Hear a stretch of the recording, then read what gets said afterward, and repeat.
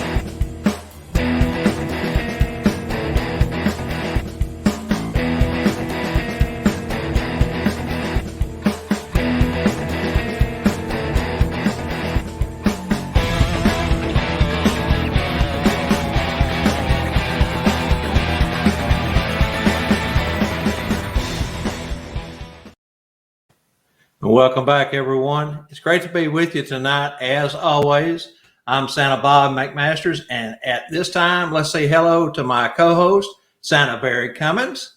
Hey, everybody. Hope you're doing good. Glad to be with you here in 2022. Looking forward to a great season this year. Glad to be back.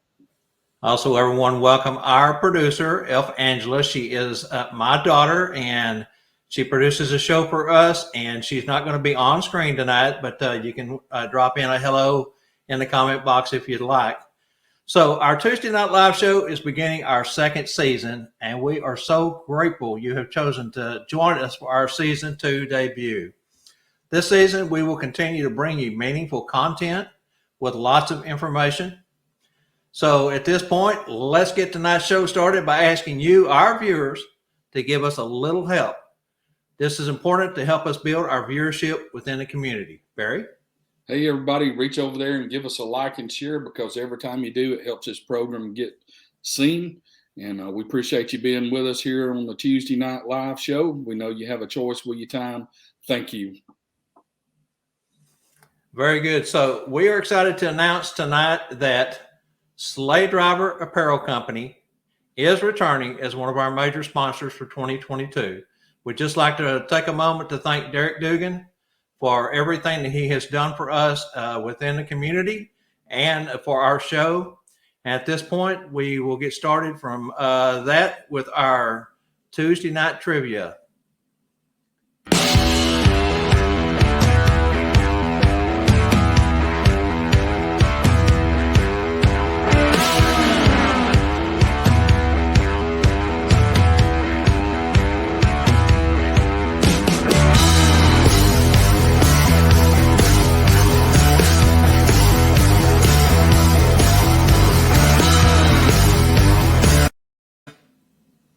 All right. Thank you, Derek and Sleigh Driver Apparel Company, for being the sponsor for the Tuesday Night Live Trivia. Here we go.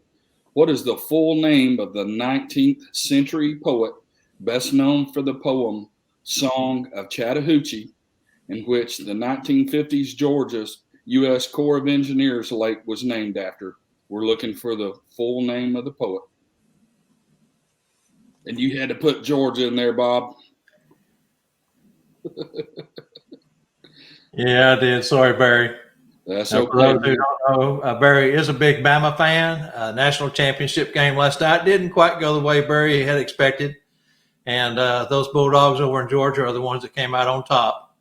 Great game. As Barry mentioned to me when we talked about it, the cool part is Bama was in a building here, and for them to even be in the championship game was a bonus.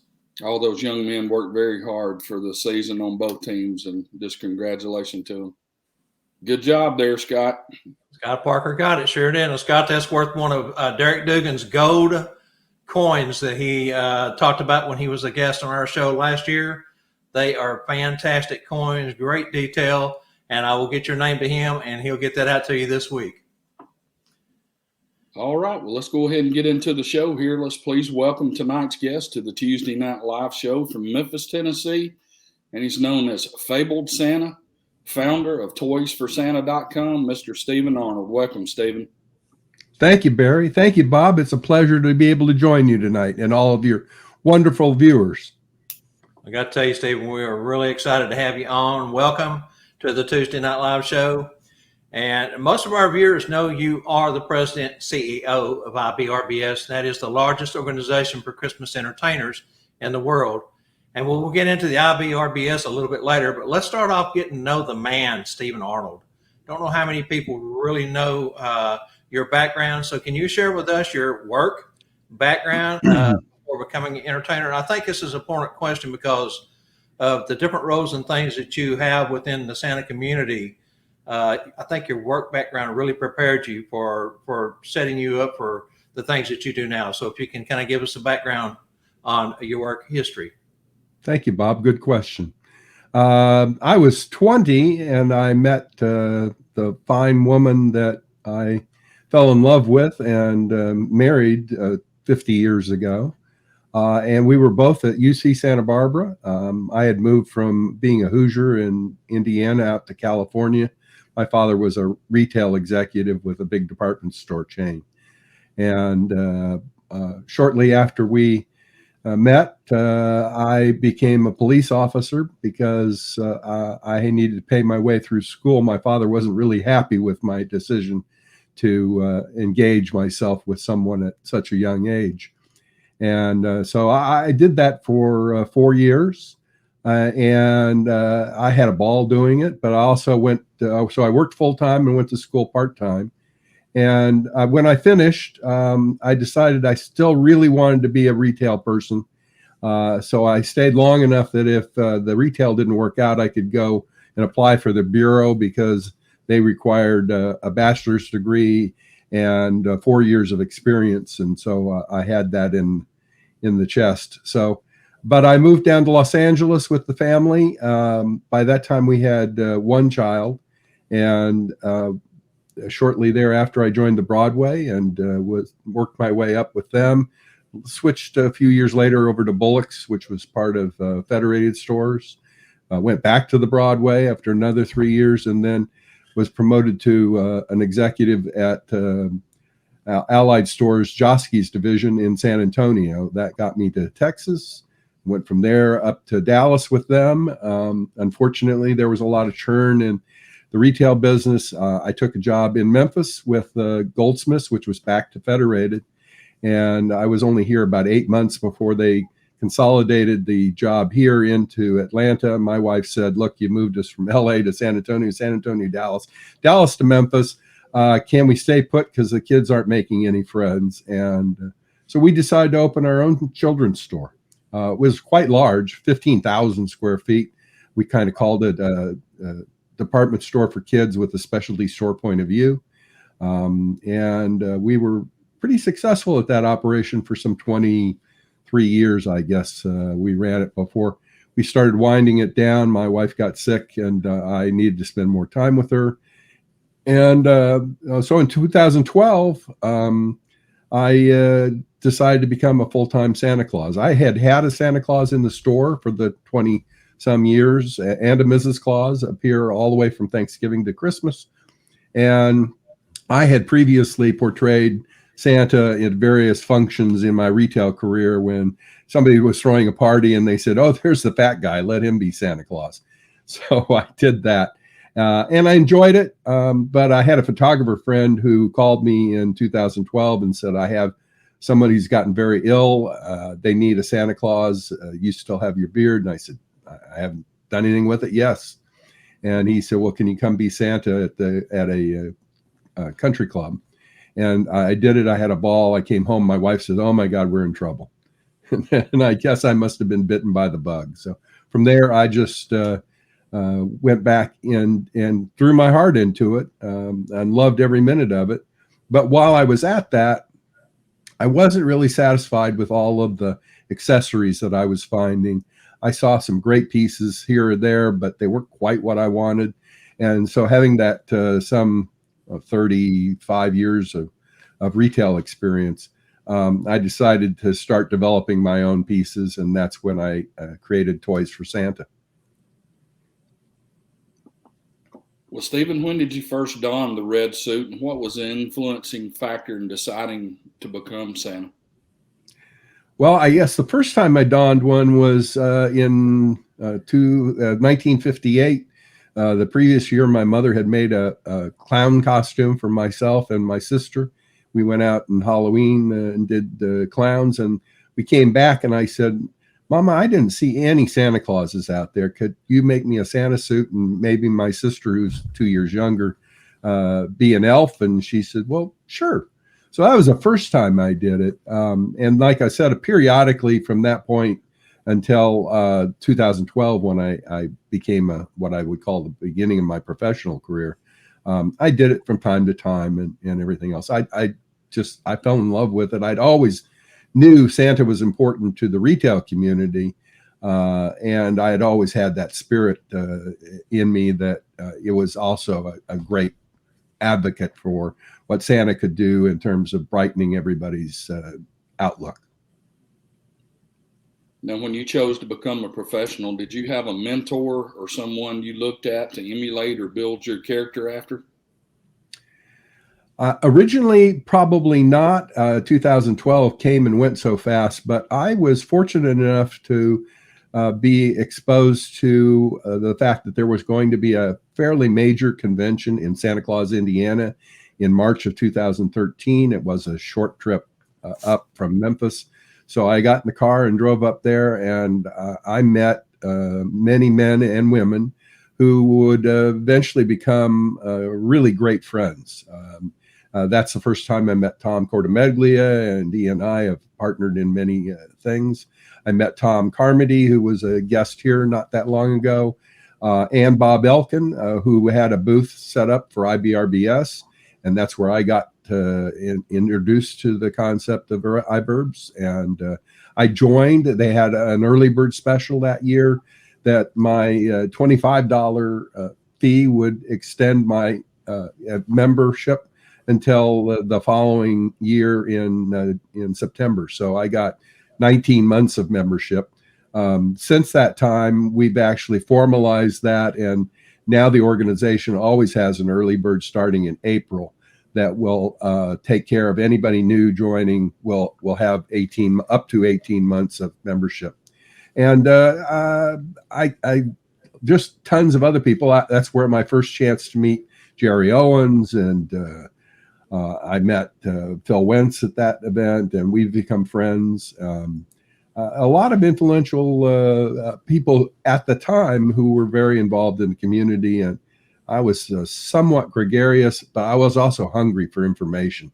So I just reached out to anybody and everybody. I remember being late one morning, leaving the hotel to go to the convention, and sure enough, sitting across the breakfast table from me was Leon McBride. And I didn't know anything about Leon or Stephen at the time, but I introduced myself. He introduced himself. I said, wow, you're a great looking Santa. And he said, well, thank you. I was a clown, and I'm in the Clown Hall of Fame. And I said, well, wonderful. I said, what do you do? Anything particular? And he said, well, a lot of people say I tell great stories. And he launched into 3 wonderful stories. And I just left there being total awe. I mean, it was incredible. Very true.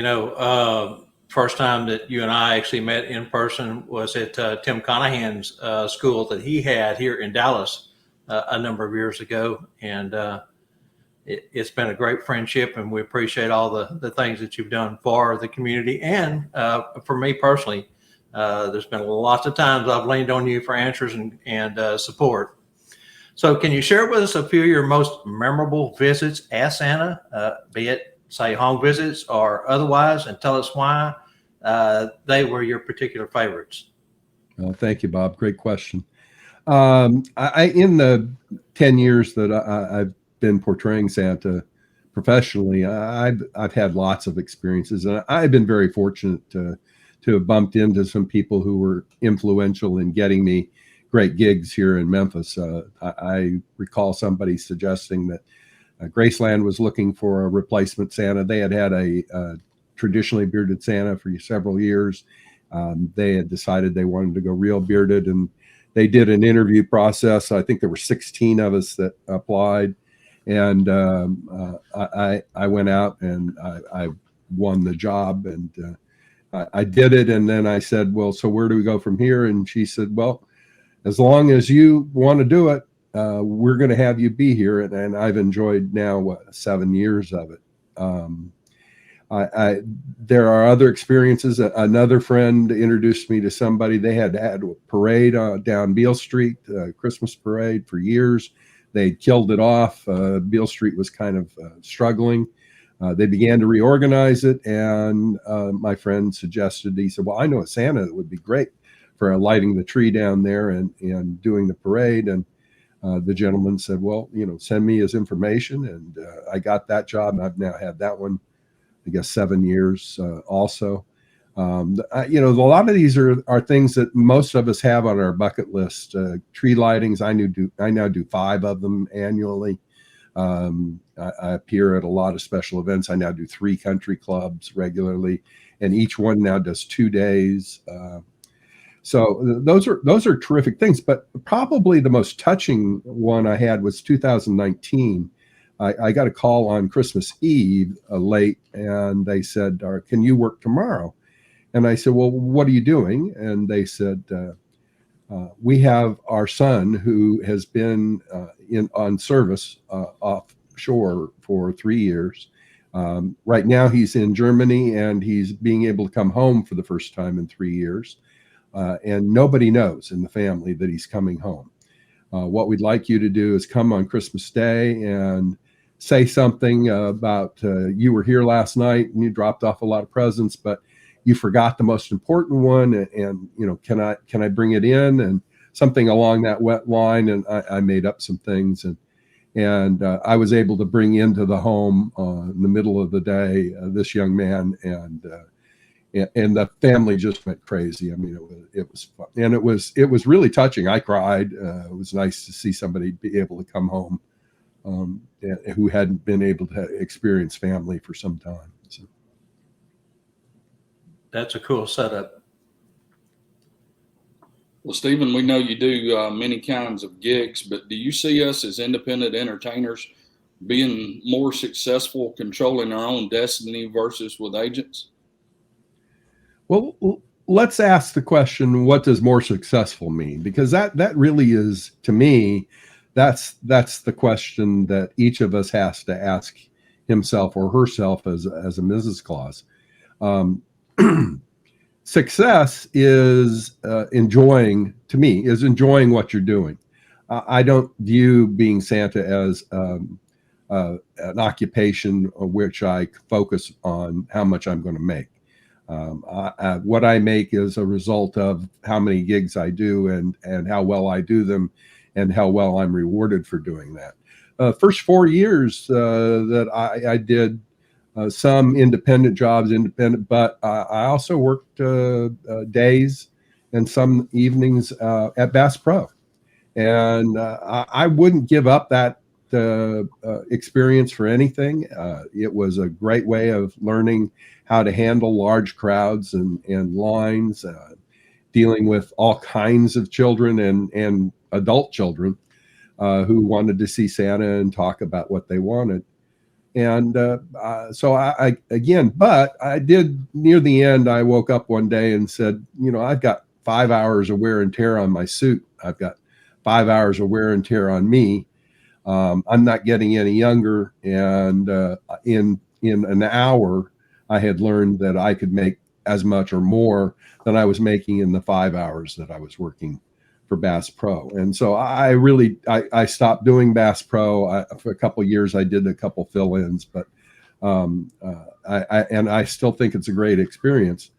or any of the other big box opportunities. But I pretty much cut off all of those things and started doing country clubs and businesses and things, and discovered that there was a whole range of pricing involved in each of those, how much I could charge for certain events. And as word spread that I was a decent Santa, I had more and more offers. A lot of my individual clients from the country clubs told their friends who weren't members, hey, this guy does home visits and you should have him come. And so I think the future for most of us is a track similar to that. It all involves your own self-confidence. Are you confident in your ability to portray a Christmas character, be it an elf or a Mrs. Claus or a Santa Claus? And I do consider myself an actor. When I take my beard and get out without doing something special or put on regular clothes, it's hard to step away from being Santa. I know many of us go to the grocery store and hear whispers, mommy, I think that's Santa. And that's a great experience. I love that. But I also like to see that, how we can protect the specialness of it. I've had adults ask me when I'm out, do you do Santa? Are you Santa? Sometimes I'll say, boy, that would be a lot of fun, wouldn't it? And they'll kind of look at me strangely, and I say, shh, don't tell anybody. But yeah, I do it. And I think most of us can find a lot of joy in doing that. And certainly it'll fatten your wallet, or if you're a charitable Santa, like Steve Southard or somebody like that, who gives all of his income to charity. I think it's a great way of improving the charities that we all strive to use. So. We're shifting gears a little bit, Stephen. Many of us have purchased products from toys for Santa. Tell us, do you have any plans or new designs that you'll bring to market in 2022? Barry, a great question. I wish I had the time to sit and develop a lot more products. It's gotten a great deal more difficult. I think if you talk to any of us who produce products, and most of us have to do it offshore to get any kind of a decent price advantage. I tried very hard to produce my buttons domestically for years. That my first set of reindeer buttons with the special glossy finish and everything, priced out at a foundry not far from here at over $14 a piece. And, at a typical retail would be a 50% margin, or $25 to $28 each. And you take 5 of those, you were well over $100 in cost. So we ended up having to do most of our products in China, and that's become a real challenge. Not only the delivery, but actual production. China's pretty quiet about how COVID has affected their situation, but I'm finding that there are a lot of factories that I've trusted for years that used to be able to produce something in 14 to 28 days. And now they're 60, 90, 120 days to get it out the door and onto some kind of cargo vessel or into an airplane to come to us. And then you struggle with customs. So the last big thing I did, of course, was my pocket watch, which we ran out of early last year or just before Christmas. And we've got them back in. And they're a lot of fun, upside down, a lot of fun, and we've got a compass in it, and we landed a couple hundred of those. We filled in on some of our best-selling buckles, but I do have a couple ideas, and I'm working on them. I just hesitate to mention anything to get anybody excited. There was one product we did exceptionally well with, and it was very well received. We put a lot of time in the development of it, and that was our gloves. And something special about them was that they were long gloves. The stitching on the, I don't know, you can see that, but the stitching on the hand, there we go, was rather delicate. A lot of them were more like railroad tracks. We used a very high quality cotton lisle to do them, 200 grams per meter. instead of the typical 120 to 100. So you couldn't see through them, and they held up well. Unfortunately, the company that I had found that produced some 30,000 of them for us over a 3-year period decided to close its doors and take $6,000 of our pre-deposit money and just disappear. And I've 3 years I've worked to try to find a replacement, and unfortunately, until recently, I haven't been able to find one. I'm encouraged. I've just sent some samples off to somebody. It takes a long time. I'm hoping that maybe we can get some more developed for the Christmas season this coming year. And if so, you definitely will hear about it, because that's a large business. It really is. So, Stephen, let's take a short breather right here, because it is that time in the Tuesday Night Live show for a special product announcement. So stay with us. We'll be right back after this.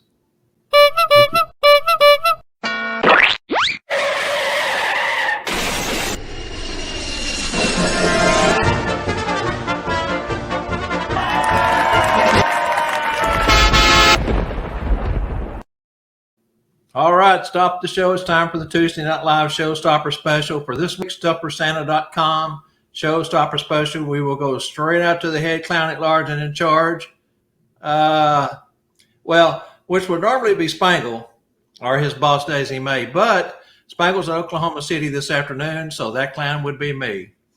So this week's product that Spangle is highlighting as our major sponsor of the show is his brand new handbells. They're leather strap bells, great quality. They are advertised on his website regularly for $85. They are on sale for $65 presently, but he's running a showstopper special for the next week that's good through next Monday, the 17th, for $55 with free shipping. All you have to do is send him a text or drop him a line and tell him that you saw this special on the Tuesday Night Live show and take advantage of that. If you don't have any handbells, there's a great price for them right there. So take that into consideration. You are watching the Tuesday Night Live show with Bob, Barry, and Angela. Sponsored by StuffForSanta.com and SchoolOfSantas.com, where you can find everything you need to support your Santa and Mrs. Claus business. Remember, if Spangle ain't got it, it doesn't exist. So contact Spangle at StuffForSanta.com today. Now back to the show.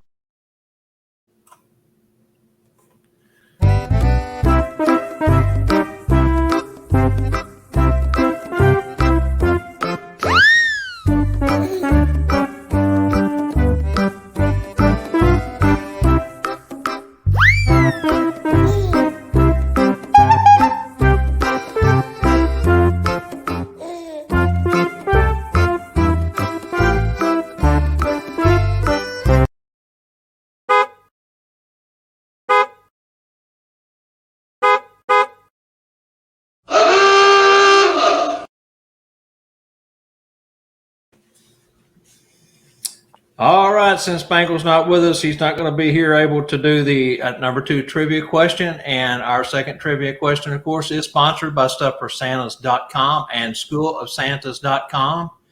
And our trivia question, second trivia question of the night is, Spangle has a decorated theater. What is the theme? Does anyone know what the theme is for his decorated theater? What NFL team would be a good hint? Anyone who keeps up with Spangle, this should be a fairly easy answer to come up with. He loves telling the story how he owns part of the field. Russell, not Star Wars. There you go. I'm not sure who this is. All we see is Facebook user. It is the Green Bay Packers. That is correct. And it's quite a media room, or theater room, as he calls it. It is done in everything, memorabilia of the Packers colors. And he has a small fortune invested in that. It's really cool. Ever get a chance to go up and visit him at his home, where his warehousing stuff is, get him to take you into his theater room. It's pretty cool stuff. At this time, before we move on, I want to do something real quick here. We don't normally do this, but this is something that we need to do right now. I'm not real sure with my lighting how well you can see this particular buckle. I'm going to try to move it around here and get some better shots of it. I know my light is reflecting off of it. This buckle is a Santa by Parker. That's Scott Parker's design. It's made by the same company that makes some of the championship rodeo buckles and buckles of that sort. It is high quality. Scott designed this buckle, took it to one of the top silversmiths and had it produced. They are limited edition. The serial numbers are 1 through 25. And at this point, we have number 6, number 12, 14 through 22, and number 24 left to sell. They are serial numbered on the back. This particular one was a sample, so it does not have it, but all the others have it stamped here in the back. They go normally for $2.99. We're running a special from February 28th up to February 28th for $2.75 free shipping. If you're interested in getting one of these buckles, either contact me, Santa Bob McMasters, and or Spangled the Clown. We're both vendors for this particular product. And we want to thank Scott Parker for dropping the price a little bit, giving a Tuesday Night Live special on that. Normally, we don't sell a whole lot of product, but this is one that I fell in love with when he first showed it to me. I bought one, and I wore it during Christmas this year at the mall, and I had so many compliments on it. Between that and my Stephen Arnold Snowflake buckle, those are my two favorites. All right, back to the show. All right, so at this time, everyone, please welcome to the Tuesday Night Live show our added guest, the chairman of the International Santa Celebration and executive director of IBRBS, Howard Graham. Howie will be assisting Stephen with any and all ISC questions that you have tonight. Well, thank you for having me. Merry Christmas.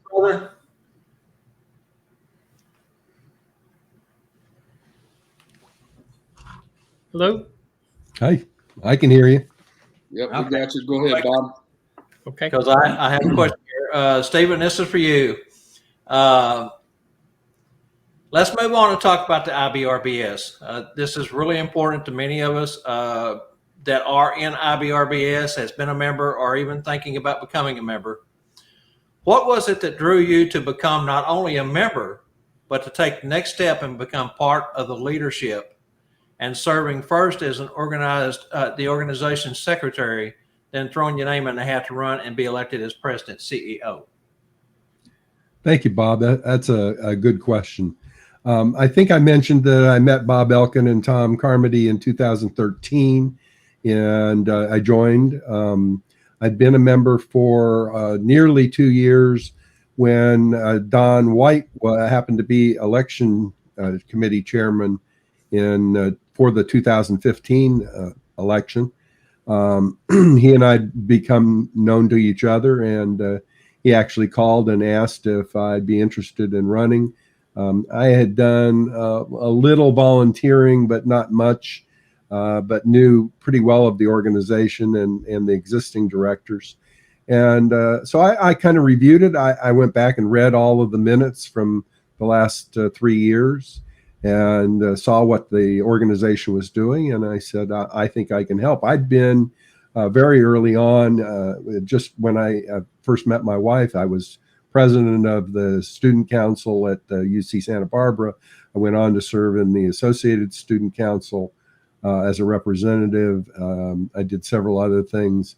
I was a member of a retail group in Southern California, and I would give speeches and talk about retail in general, a lot of times to visiting Japanese retailers. And ever since then, I've always been, every organization or job I've been at, I've been very involved in. And I threw my hat in the ring and was fortunate enough to win one of the 4 seats. I became secretary, not expecting to be secretary, when one of the executives, the secretary at the time, decided he was, for health reasons, going to move from Indiana down to Corpus Christi, and he didn't feel in his new position and location that he could do the secretary job. And Fred Selinsky, the chairman, asked if I would take it over. I had some support from some other board members because I had fairly good skills both in design and in grammar. And so I did it. I loved doing it. Redesigned most of the forms and some of the logo presentations for the organization, tightened up some of the rules and regulations we had, and worked with a lot of people, including Howie, on trying to make the organization better, bylaws and other things. And when Bob Elkin had served for 5.5 years and decided he was going to step down as president, I talked with several of the board members, and again, in particular, Howie, who encouraged me to run, and I did so and was fortunate enough to be elected. So that got me very involved in the organization faster than I expected to.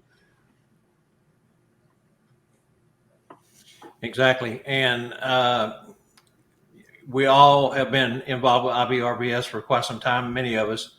And a lot of people may not know what IBRBS stands for. It started off as the International Brotherhood of Real Bearded Santas.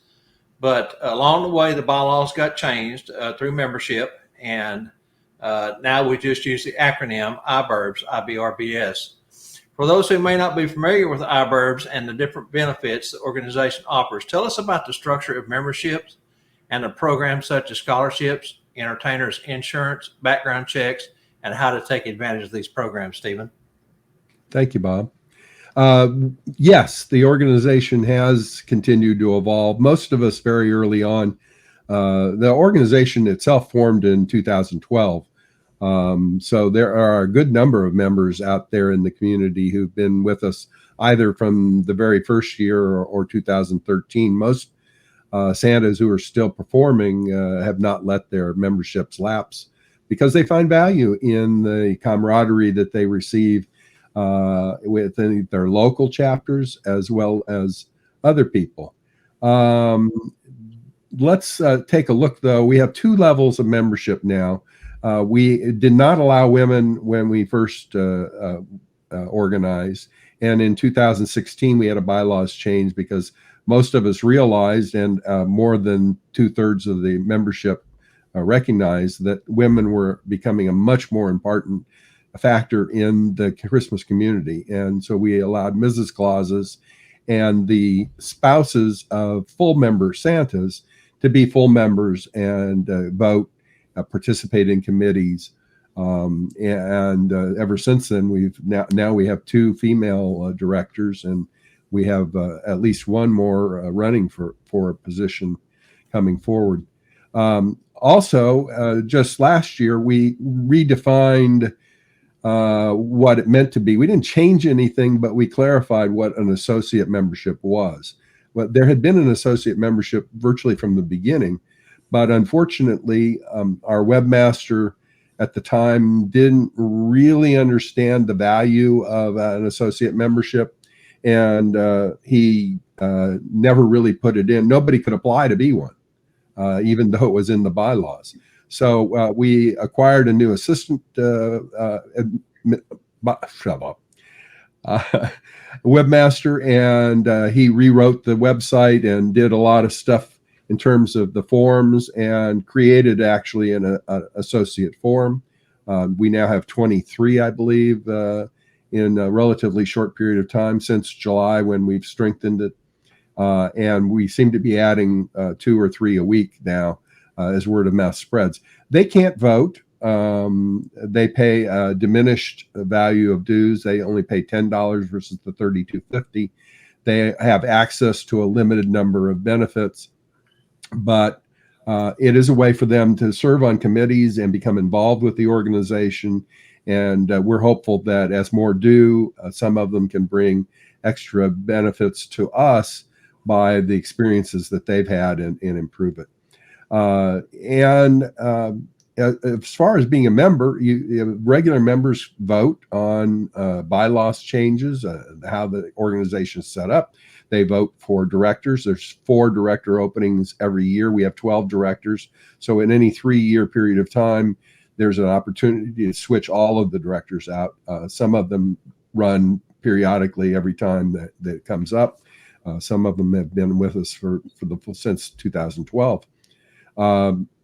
But it's a great way to be involved, serve on committees, and then the organization itself sponsors the concept of affiliated chapters. We don't control any local chapter at all. We don't have it. The only rule we have is that 5 members of that chapter have to be IBRBS members, and that the chapter agrees to follow the tenets that we have, which are a very general thing about how to be a good character in the Christmas community. Just be a good person. So that's pretty much how those things have evolved, and you can be involved. But you're right, we have access to background checks. We have access to insurance. That's not so unique anymore because most of the agents are now offering that. So one of the things we continue to focus on is the scholarship programs we have, 2 of them, and Santa School scholarships are available for application from every full member. They're either just opened or about to open. It's up to $250 applied to the school of your choice that is accredited by the committee. And you can investigate with them which ones are approved for the scholarship. And we're restructuring Santa's Heart again. It's a program that I started back in, I think, 2014. And Howie's involved in it now. And we're going to go back and reestablish what we intend to do with it. And we have a higher education scholarship, which can apply up to $500 to you or to your spouse or to your children or your grandchildren who may be going to a school of some sort, a higher education school, be it a community college or better, or a trade school of some sort, not a Christmas school, but some kind of air conditioning, electrician, driving a truck, whatever it might be in terms of an occupation. So that covers most of it, I think, Bob. Very good. Barry? All right, Howie and Stephen, this is for both of you. So at this time, let's talk about the International Santa Celebration 22 in Atlanta. So many questions are being asked about the convention and either how to register or if registration that you've registered before the COVID, will that be moved and still in place? I know the convention is April 28th through 30th of 22 this year. Good. Howie? Yeah, Barry. Currently, what we did from 2020, I mean, as we all know, that we had to move from April to September, and then September we had to cancel until 2022 because we weren't going to hold it, in 2021 because Santa's Family Reunion usually holds theirs in the off years and we hold ours in the even years. So we had to put it off. We gave everybody the opportunity back in 2020 to either get a refund at that period of time or to take their money and roll it over to 2022. We're happy to say, with the backing of IBRBS and its members and what they believed in with us as an organization in the ISC, that out of the 600 that were registered to attend, we had 485 people who rolled over their registration to 2022. So currently, we do have approximately 150 available slots open to bring us back up to the 600, which is the maximum we can do in Atlanta. We posted the other day, it's on both IBRBS and the ISC page, how to go in, how to register, how to re-register for your hotel room. It's a very easy and simple process. So we're excited that we'll be bringing us back in 2022 with 600 Santas and Mrs. Clauses through the organization and the ISC in Atlanta, Georgia. Hi, that brings us to the next question, which is something you just touched on. Tell us how to reserve a room for the ISC at the Grand Hyatt Atlanta in Buckhead and the IBRBS rate per day. Okay. In order to go into the hotel, if you go on either the IBRBS page or the ISC page, you'll see registration link and you'll see the hotel. Once you click onto the hotel, it's going to bring you to the website. On the website, it's going to tell you that Tuesday and Wednesday, what's reserved mainly for directors and committee people to sign up on, which was the 26th. So the 26th and 27th are no longer available because they do have a convention that leads us into ours. So you have to click on the calendar, change the 26th to the 28th, and then you can select either May 1st or May 2nd, which is that Sunday or Monday, and that'll give you a reservation. You're not going to pay for your reservation until you actually check into the hotel. So there's no money outlay right now. And the normal cost for the Grand Hyatt in Buckhead was $247 a night, and we negotiated a rate down to $139. Great savings. Guys, when will the list of vendors be released and the days and hours that the vendors' room will be accessible? And is the vendor spaces sold out, or do you still have some spots open? The vendor area itself, we currently have 99% of everybody who signed up in 2020 stayed with us through the entire 2 years and will be going to Atlanta. So we do have currently 3 spots that are available. We do have, I believe it's 6 or 8 people that are signed up to be on the waiting list in order to get in to the ISC for the vendor room itself. But the vendor room will be open from 9 o'clock in the morning, and it will close down when it comes time for dinner time at 6:30, and then it will reopen again from 9 o'clock to approximately 11 o'clock on each of those nights. We don't want anybody to miss all of our entertainment that we have on Fridays and Saturdays because it's pretty exciting. And Barry, to answer the question, there is a list of confirmed vendors on the new registration page already up, and so people can see. It's quite a diverse selection, and as Howard said, we had 3 people who dropped out, and we have a list of about 6 who are now vying for that extra thing. Melissa, that's a good question we can quickly answer. I think there's 32 vendors in the main room and another 22, I think, in the foyer. They're both equal space. Yeah. Yep. So it's 50 or so. I think there's some 30 some listed already on the page, so you can go and look. And you've got suits, you got leather, you've got belts and pins, and virtually anything you can imagine, including one of your main sponsors here, Spangle, will be there. And one of the questions that have come up in the past, I don't think we've touched on yet, is do you have to attend the banquet and buy a full ticket, or is there a day pass just for the vendor's room? No, there's no day passes available. The ticket cost on it, you have to imagine that we don't make any money on the ISC. We're not out to make any money.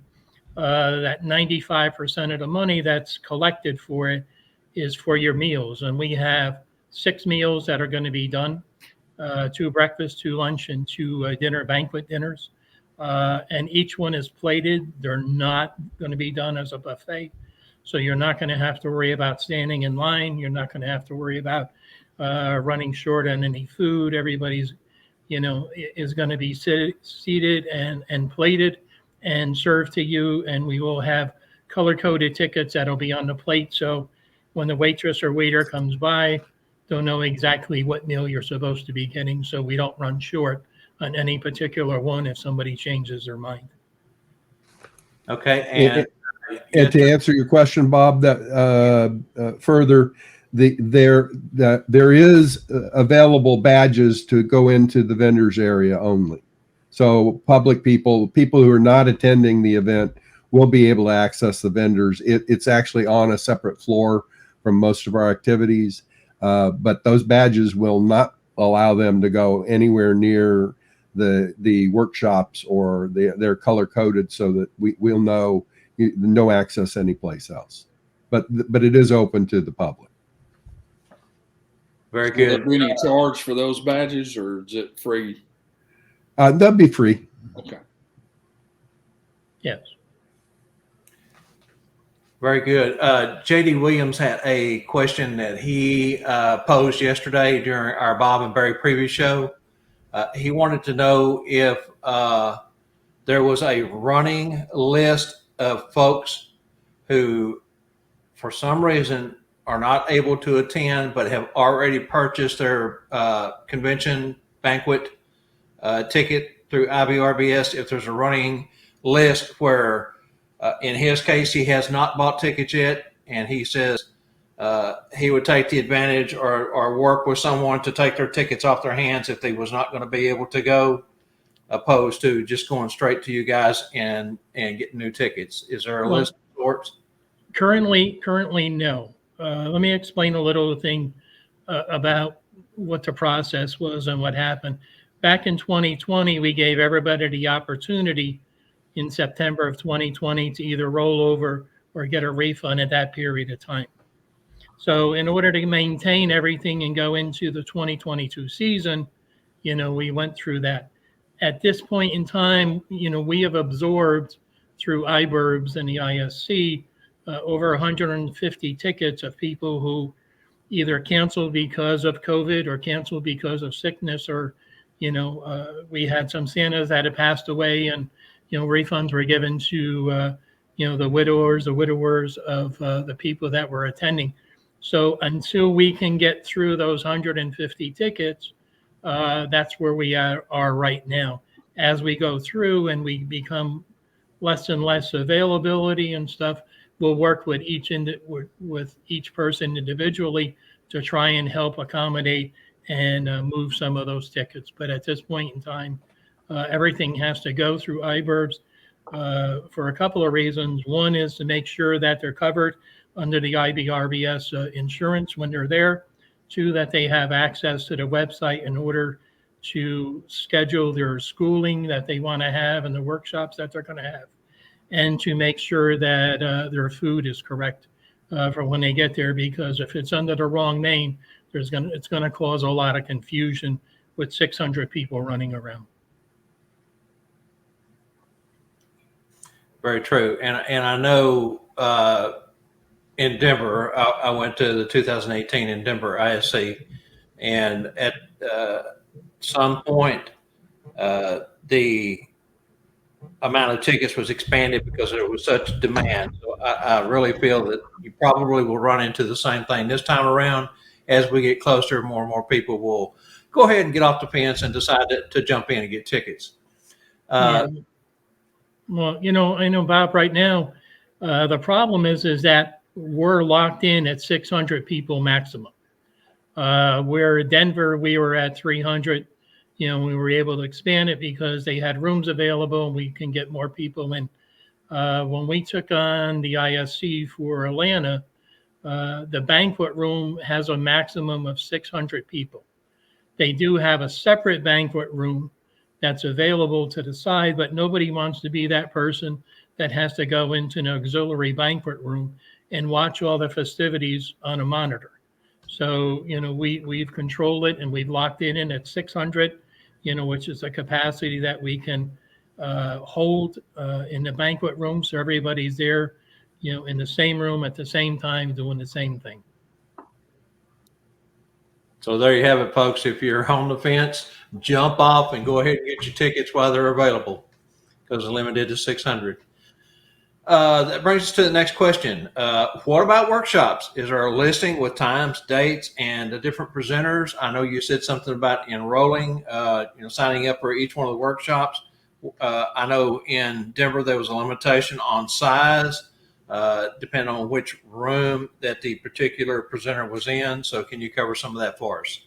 Sure. Right now, the workshops are being reworked from our 2020 program. Back then, Keith Carson was in charge of the workshop program, and currently Tom Bailey, who's one of our regionals, is heading up the workshop program, and he's rescheduling and reconnecting with everybody who volunteered to do a workshop. So, if you do have a workshop interest that you want to teach or whatever, the best thing to do is to reach out to Tom Bailey. You can either reach him on Facebook or you can reach him at tbailey@iburbs.org and send him off a request saying what it is that you were interested in doing and stuff, and he'll be back in touch with you. We do have the workshops that were on 2020 that we had to take down because we are reworking it, and they will be back up to begin sometime middle February to end of February. Plenty of time before the ISE to make your selections. And Bob, to your question, we're handling it considerably differently. We're able this year to make pre-reservations for the workshops. And in being able to do so, we'll know how many people want to attend each one. We have rooms of different sizes, and those rooms are not being assigned until we have an idea of how many people will want to attend. So let's just say that there's one that 600 people want to go to. Then we actually, if it fits into one of the time slots where we have a room like the grand ballroom available, then all 600 people could go. We don't anticipate that, but we have several rooms that can hold 250. So we'll be using that flexibility. We have rooms from 50 to 600. So it'll be a lot better in terms of the attendance capabilities than we were able to in Denver. And of course, Denver was a problem because we originally had 300 people scheduled. And because the demand was so high, we let it grow to 400, and unfortunately the hotel was not set up to be able to handle 400 people. Great planning, great foresight in looking back at some of the things that could have been done a little different, but like you said, there were circumstances that created what happened in 2018, and you guys have taken it to the next step and look like you've got all that out of the way. Barry? Now, do any of our viewers have any questions or comment at this time for either Stephen or Howard? Now's the time to pop in your question in the chat box there. Yeah, I saw JD Williams had something real quick pop up. He had a question about directors. We will be presenting the director candidates to the board tomorrow night, and once they're approved, then we will be sending out the candidate statements hopefully within a week to everybody, to have them about a week to 10 days before the election starts on February 1st. It will run from the 1st to the 15th. We believe we're going to have, we had 8 candidates. One of them dropped out because of some personal health issues with his spouse, and that just happened yesterday. So we think we're going to have 7. I don't think anything's going to change on that. And that's great, because last year we had a lot of complaints about having only 4 and 4 openings. And people said, well, why are we even having a vote? And of course, we had a vote because the bylaws require us to have an election. This year, we have a reason for an election. 3 people will not be selected. We may very well find room for them in other responsibilities. Particularly, we're happy that they want to volunteer. It's a cumbersome and time-consuming job, as Howard and I both know. But that hopefully that answers JD's question. And just to kind of put this out there, IBRBS is a nonprofit, and it is a member-driven organization. So you have a voice within the community if you're a member. So keep that in mind. I know that a lot of questions popped up throughout our broadcast that we did not address. We had so much to cover tonight. We wanted to get through it. If you had a question that we didn't happen to get to, please put it back up, or maybe Angela can go back in there and dig through those if there is any. Scott Saratan, yes, your ticket's still good. Well, guys, great information y'all shared with us. Is there anything that you might want to mention before we let you go tonight? Appreciate you being with us. Anything we didn't cover? We appreciate you having this opportunity for us to talk about the ISC.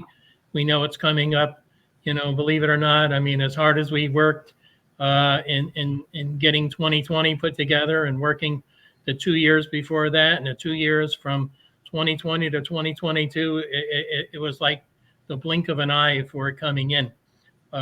So we're excited to bring in the 2022 season and then move on into, because we're actually working and going forward with 2024, opportunities and everything else.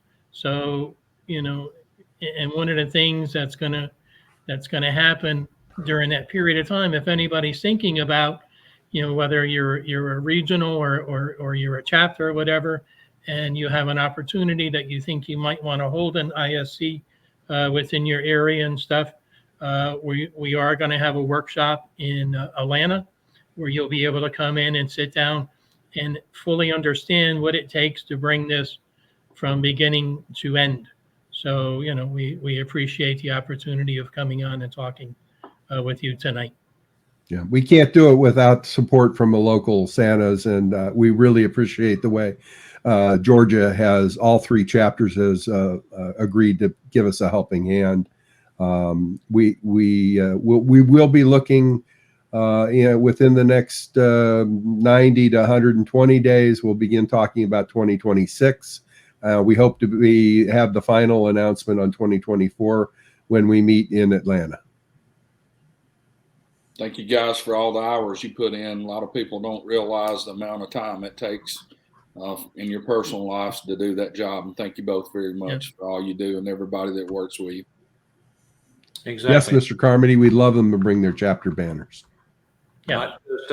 Not just what they put into as directors for IBRBS, but being friends with Tom Carmody and Stephen and Howie, and being part of IBRBS at one time, I can tell you, nobody can begin to understand the hours that these gentlemen donate week in, week out, day by day, not only, like I said, for IBRBS, but also the ISC. Great job, both of you. Fantastic. So thank you, everybody. We're not done yet, Howie. We still got one more segment we want to do. Okay. The segment we call Santa's POV, which stands for point of view. Normally Barry or I one takes this each week, each show, and just gives it a little short, use it for a little short teaching moment. And Stephen, I'm going to let you go first, but would you give us the honor of doing this segment and sharing a tip as a performer or a POV as in pet peeve? Open topic here.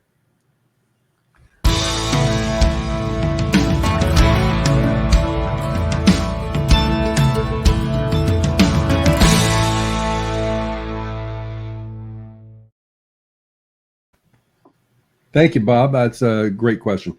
I think one of the things we talk about a lot is visibility of hands. One of the reasons we wear gloves, many people have said, is because the hands are much more visible. Part of that I've done in my career is I find myself sometimes cumbersomely holding an infant. Something that if you were particularly critical of the relationship between Santa and that infant, you might complain. So I often find that before I actually take the infant from either the helper or the family, that I will discuss the fact that to be secure, I may very well end up cupping the tush of some little child with my hand. Is that okay? I ask for permission. And that way, the question's out of the question. I mean, it's done. I have an answer, yes, no, and I'm not going to be criticized for that because I am concerned. I certainly don't want to drop a child, so it's just something I work at. Is that helpful, Bob? Yes, it is, and I'll kind of put my 2 cents worth in here, if you don't mind. For me, I've kind of had to readapt because of the consciousness of holding a baby. If it's your grandchild or someone that you're as you say, a good friend's, baby, you would hold them a certain way. For me, I ask the parents to put the baby's feet in my hand, and I hold my hand out, and they set their feet there and set them up straight and tall in the crease of my arm. That way I can swing them or take, one arm and move them around, and I've got them secure. They can't slip out of my hands. And then I use my other hand if I need to secure them as I lean them forward to get a better picture of their face. Just my 2 cents worth there. Howie, do you got anything you want to add in here? Yeah, for me, I've been a Santa for 37 years, and most of the people know that, for the past 9 years, I've worked at Radio City in New York. So, we've always got to see a tremendous amount of people, and especially a lot of children during the daytime performances and everything. And for me, one of the biggest things is to be very low key and to talk very soft, because I find that the louder you are as Santa going into a room with a big ho ho ho, the more scared they become. So if you get down to the level where you're talking to them and you bend over and you almost talk in a whisper to them, they start to feel a little bit more at ease, and then you compliment their shoes, you compliment their dress that they're wearing, or whatever it is, a toy that they might be carrying and stuff. It just breaks the ice, and it really gets them to feel more comfortable with you, and it comes out for a better picture as far as I'm concerned. Great points by both of you.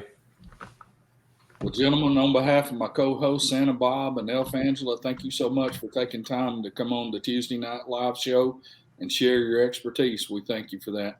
Thank you, and we look forward to seeing you in Atlanta. All right, everyone. Now it's time to share and invite others to our weekly Tuesday Night Live broadcast, our Bob and Barry show, live preview show on every Monday, as well as invite others to both of our Facebook groups. You can find us at Santa and the Business of Being Santa and Sat Bob's Live. Thank you for being with us. Thank you. Good night now. Steve and Howie, thank you guys for everything. Thank you for all you do. You guys are such an asset to the Red Suit entertainment community. I don't know what we'd do without you guys and your leadership. We want to thank all of our sponsors, and to all of you that tune in week and week out. If this is your first show, we hope you enjoyed it. We hope you took something from it, and we hope you come back to visit us again. We want to thank you for giving us your time and support. And remember, you can catch the recording replay of this and every Tuesday Night Live show on both our Sat Bob's Home group and our Sat Bob's Live group. Remember to join us for our next Tuesday Night Live each week, 7 p.m. Central Time, same Claus time, same Claus channel. Thank you so much. God bless. Thank you. Thank you, guys. Great show. Bye-bye. Bye-bye. Thank you. Be Claus, we care. God bless you. God bless. Bye-bye.